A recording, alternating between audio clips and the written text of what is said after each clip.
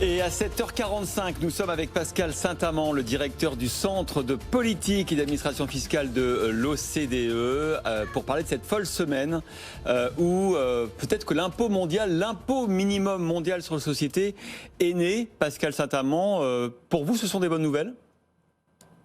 Oui, ce sont plutôt des bonnes nouvelles. Ça fait plusieurs années en fait qu'on travaille à rénover la fiscalité internationale et à mettre fin aux paradis fiscaux. On a commencé avec la crise financière de 2008, la fin du secret bancaire. On a ensuite essayé de réguler la taxation des multinationales. Et là, l'administration Biden, en arrivant, est en train de faire des propositions massives qui vont nous permettre de relancer les travaux. Il y a 4 ans qu'on travaille avec l'administration Trump, mais de façon erratique, pour mettre en place un impôt minimum mondial et pour mieux taxer les entreprises du numérique dans les pays où elles agissent. Et l'administration Biden vient de faire des propositions sur ces 2 volets des travaux que l'on fait. Toutes les grandes entreprises, à vrai dire, est-ce qu'il y a un seuil qui a déjà été défini ? Alors oui, on est en train d'essayer de définir quelles entreprises sont concernées. Alors une fois de plus, il y a 2 volets. On va commencer par celui sur lequel l'administration américaine met l'accent aujourd'hui, qui est l'impôt minimum. Sur l'impôt minimum, ça serait toutes les multinationales qui sont concernées. On ne va pas embêter les PME avec ça, mais toute multinationale serait concernée et ne pourrait plus mettre ses profits dans des paradis fiscaux, à défaut de quoi ces profits seraient taxés dans l'état de résidence de la multinationale, où cet état ne fait pas le travail. Par exemple, si la France ne mettait pas ça en œuvre, la France le fera. Eh bien, ce sont les pays où la multinationale française fait des profits que cet impôt minimum serait pris. Donc vous voyez, il y a un mécanisme à double volet qui permet de s'assurer que l'impôt minimum est bien collecté. Et puis il y a l'autre sujet... Juste pour bien comprendre très concrètement, par exemple, si je suis une multinationale américaine, je suis en Irlande, je n'ai un taux que de 10% d'IS, il faut 21 si c'est l'accord final. Je les paye à qui ces 21 ? Est-ce que je les paye à l'Irlande ou est-ce que je les paye aux Américains qui récupèrent la différence ? Aux États-Unis. C'est simple, vous avez tout à fait raison. Les Américains ont dit on va mettre en place un impôt minimum et on va regarder pays par pays. Aujourd'hui, ils ont un impôt. Ils ont un impôt minimum à 10,5%, mais ils regardent l'imposition de leur entreprise en moyenne sur le monde. Donc si l'entreprise a la moitié de ses profits en France et l'autre moitié aux îles Caïmans, où il n'y a pas de fiscalité, ils sont au-dessus des 10,5%. Biden, il dit quelque chose de très différent. Il dit, nous on va regarder pays par pays et il faudra au minimum 21%. Et donc, l'entreprise américaine, comme Apple, est en Irlande et il bénéficie d'un taux. Le taux en Irlande, c'est 12,5% nominal, mais en fait, il y a des avantages sur la base fiscale et donc le taux effectif est en dessous de 12,5%. Bien, les États-Unis prendront jusqu'à 21% la différence et ils souhaitent que le monde, le reste du monde, fasse quelque chose de similaire, peut-être pas jusqu'à 21%, mais aussi près de 21% que possible. Et c'est là-dessus que s'engage la négociation. Vous nous parliez d'un deuxième volet.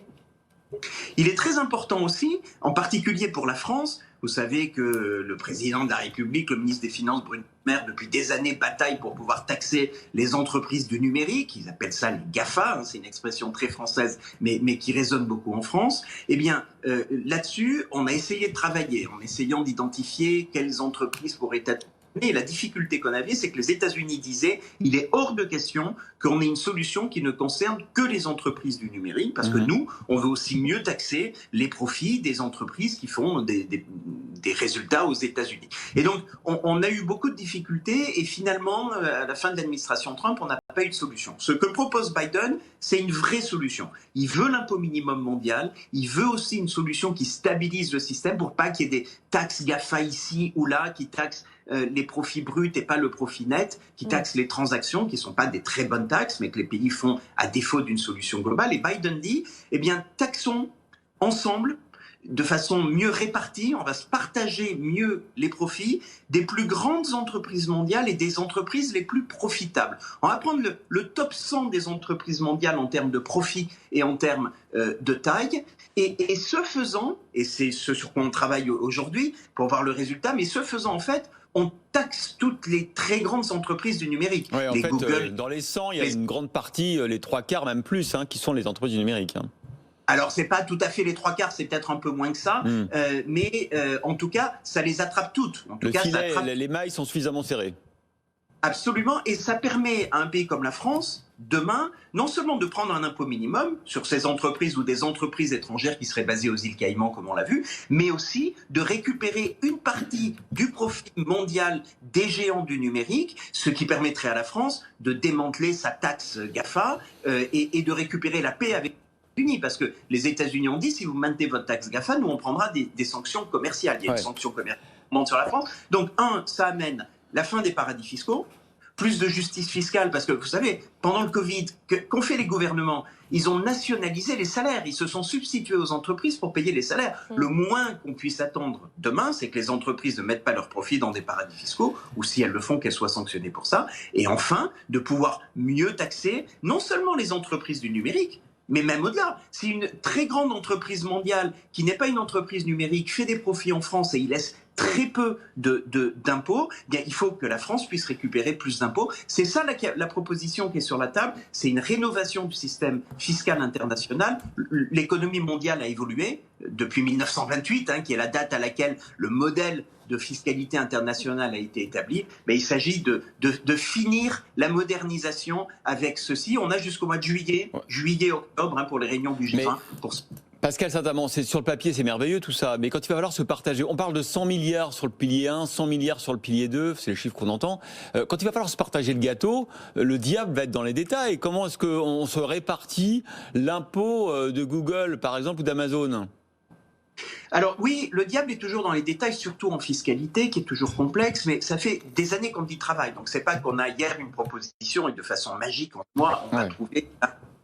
Non, on a ce problème depuis des années, on y a travaillé. En octobre dernier, on a produit 2 rapports très détaillés, ils font 400 pages avec les détails techniques de comment on applique ça. Donc on est prêt. Maintenant, il faut le deal politique, il faut que les pays se mettent d'accord. Et la question principale sur la taxation des entreprises du numérique, c'est qui est dans le champ d'application. C'est là-dessus depuis 4 ans qu'il y a des désaccords entre les Européens, les États-Unis, la Chine, l'Afrique. Enfin, on a 139 pays qui font partie de la discussion. Et cette fois-ci, les États-Unis débloquent la discussion en faisant une proposition qui est sérieuse. Donc le diable est dans les détails, mais le diable, on l'a largement extirpé de ce dossier en y travaillant techniquement depuis 4 ans. Ce dont on avait besoin, c'est un accord politique. On n'a pas encore. Les États-Unis viennent de faire une proposition, mais ils sont extrêmement sérieux.